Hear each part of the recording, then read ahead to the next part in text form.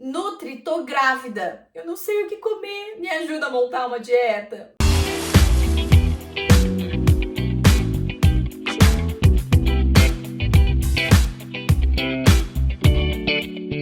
Olá, eu sou Maria Angélica, Nutri das Mamães. Sejam muito bem-vindos a este canal repleto, cheinho de informações de relevância para vocês. A gente fala muito aqui sobre programação metabólica e se você não sabe o que é isso, quero te convidar para conhecer o www.nutridasmamães.com, o meu site, que lá tá cheio de informações também bastante interessantes falando sobre esse assunto. Pessoal do podcast do Positivo ao Nascimento, sejam muito bem-vindos, e vocês aqui do canal, por gentileza, deem um like nesse vídeo, se inscrevam no canal e deixem aí nos comentários sugestões para os nossos próximos vídeos. Quero muito trazer aqui assuntos que vocês pedem, porque isso para mim é sempre o mais importante. É óbvio, gente, que hoje a gente vai falar aqui sobre um assunto que idealmente você tem que agendar o seu horário, né? Então aqui, olha, manda um WhatsApp pro 41995362802 para que por lá você saiba certinho como funciona o meu acompanhamento e também sobre questões de agenda, que nem sempre é tão simples assim.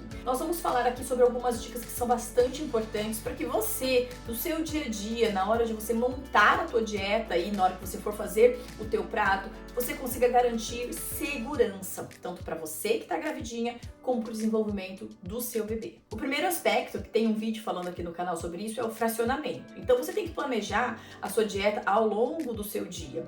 Lembre-se sempre de ter os seus exames laboratoriais sempre atualizados, porque isso vai ser super importante para a decisão de como fracionar essa dieta, mas de uma maneira geral, a gente tem que ter aí café da manhã, lanche da manhã, almoço, lanche da tarde 1, dependendo, lanche da tarde 2 e uma janta, e dependendo, uma ceia.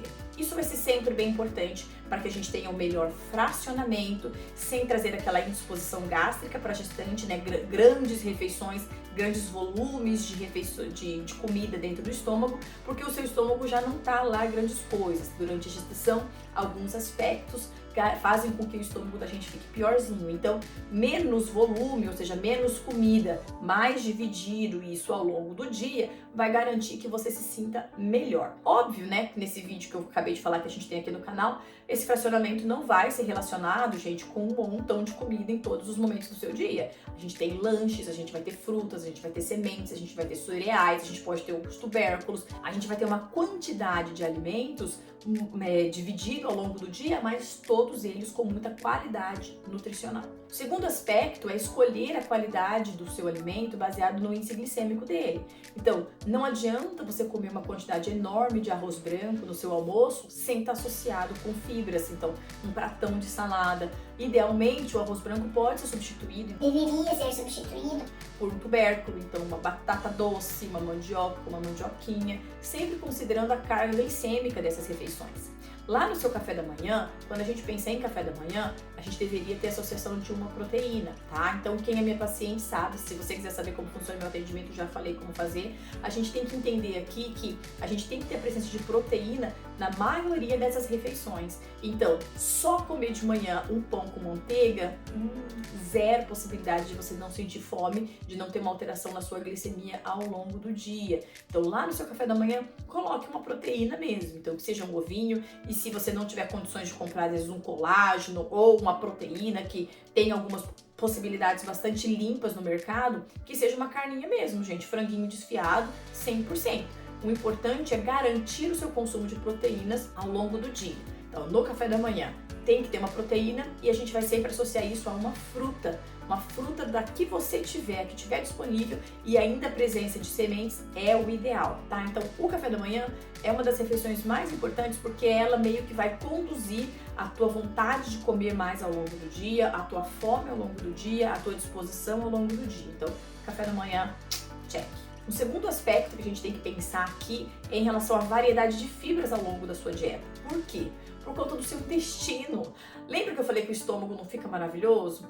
Então, o intestino também não, porque a gente tem a progesterona, que é o hormônio indispensável para a manutenção da gestação. Inclusive, muitas de vocês devem ter feito a utilização de progesterona intravaginal ou via oral para garantir os níveis adequados de progesterona e distanciar você de uma perda gestacional.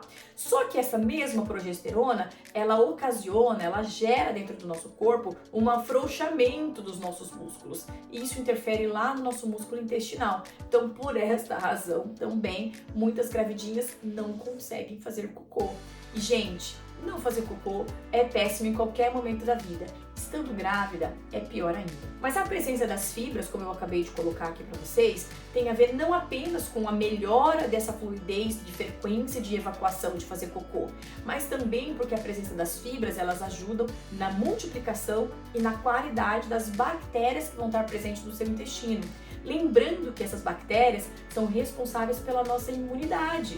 E nós tendo uma boa imunidade, o bebezinho que virá depois também vai ter. Então garanta a presença de muitas fibras na sua dieta para que isso ajude não só na sua frequência de fazer cocô, né, na sua frequência de evacuação, mas também na imunidade tua e na imunidade do seu bebê. Sobre essas fibras, como que a gente pode inserir isso, Maria Angélica? Insira sementes, então as sementes no café da manhã. Toda vez que você for consumir uma fruta, consuma um pouquinho de semente juntas, semente de abóbora, semente de girassol, semente de chia, semente de linhaça não, semente de chia, pode ser uma aveia sem glúten que eu gosto bastante também, as nuts, né, que são as castanhas, então castanha do Pará, castanha de caju, mais ou menos, baroa, amêndoas, enfim, todas as castanhas, elas não devem ser consumidas tantas vezes ao longo do dia. As sementes é mais interessante, mas as castanhas a gente tem que ter um pouco de atenção porque elas são muito nutritivas e alguns dos nutrientes que estão presentes nela podem trazer um prejuízo para você.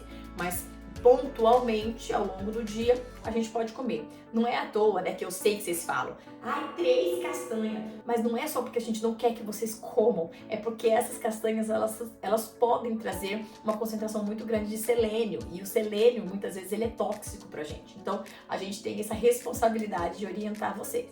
Associem as 3 castanhas a uma fruta e vai dar tudo certo. Mas além das sementes, é óbvio que a gente vai pensar num pratão de saladas cruas. Isso ajuda a gente a terem uma quantidade de fibras interessante na dieta. Lembrando que se a sua indisposição gástrica estiver muito acentuada, no jantar a quantidade de alimentos crus tem que ser controlada, para que você não tenha mais indisposição, por conta que à noite a gente já deveria estar entrando em processo de mais tranquilidade, menos processo digestivo complicado acontecendo. Um outro aspecto importante aqui é como você vai definir uma dieta nutritiva. Então, assim, não adianta a gente pensar em fracionamento e ficar comendo biscoito, não adianta a gente pensar em fibra e ficar só colocando um monte de pó na comida.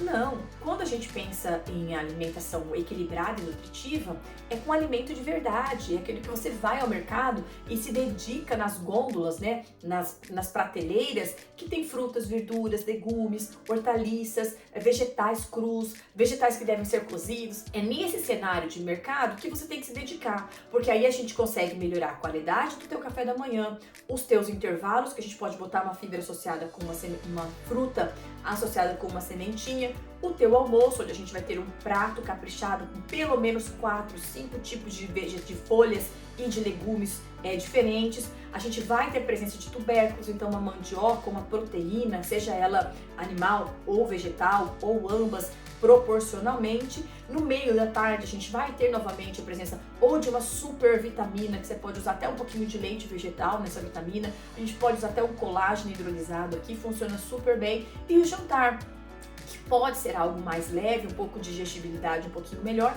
mas que precisa também da presença de vegetais, alimentos naturais e não alimentos industrializados, de pacote, de micro-ondas, essas coisas que vão cada vez menos nutrir o seu corpo e deixar tanto a tua gestação como você vulneráveis aí para desenvolver algum tipo de patologia, de doença. E claro, na hora que você for fazer a escolha desses alimentos que vão compor essa sua dieta, atenção aos alimentos que não te fazem bem.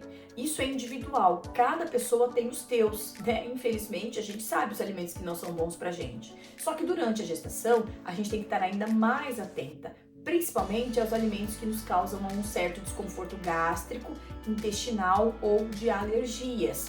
Paciente que come alguma coisa, sente coceira, dá vermelhidão durante a gestação, melhor não. Mas alguns alimentos que a gente sabe que, nossa, ontem eu comi tal coisa e fiquei mal pra caramba. Esse alimento durante a gestação pode deixar o seu bebezinho também vulnerável a ter uma alergia ou a uma sensibilidade alimentar depois que ele nasce. Então, muita atenção aos alimentos que são alérgicos ou que geram sensibilidade. Os principais são os que são cheios de corantes, então os alimentos industrializados e muitas vezes até suplementos têm corantes, então leia a lista de ingredientes deles, tá? E também, é claro, a beta-lactoglobulina, a caseína, a gliadina, que são proteínas que geralmente estão presentes no leite de vaca e derivados, e no trigo e tudo que é feito dele. A soja, a gente também está sempre muito atento. Então vai depender muito de como você se porta em relação à sua alimentação e como esse alimento pode fazer bem ou mal para você. Só avaliando para a gente ver quais são os alimentos que são relevantes de serem isolados da sua dieta durante a gestação. Eu sei que parece difícil, mas não é. Divirta-se, interaja com o alimento. Tenha na preparação das suas refeições um momento de muita prioridade. Priorize isso. Se dedique. Todas as áreas da sua vida vão ser beneficiadas a partir do momento em que você considerar como a preparação, a escolha desses alimentos algo relevante, algo importante para você. Não é complicado demais. A gente que coloca muitas barreiras para conseguir atingir esse objetivo. Espero que vocês tenham gostado desse vídeo. Peço ao pessoal do podcast do Positivo ao Nascimento um beijo para vocês. A vocês aqui do canal do YouTube, muito obrigada também. Se inscrevam no canal, dá um like nesse vídeo, deixa um oi para mim aí nos comentários e ativa o sininho das notificações. E eu vejo vocês no próximo, gente. Beijo, tchau!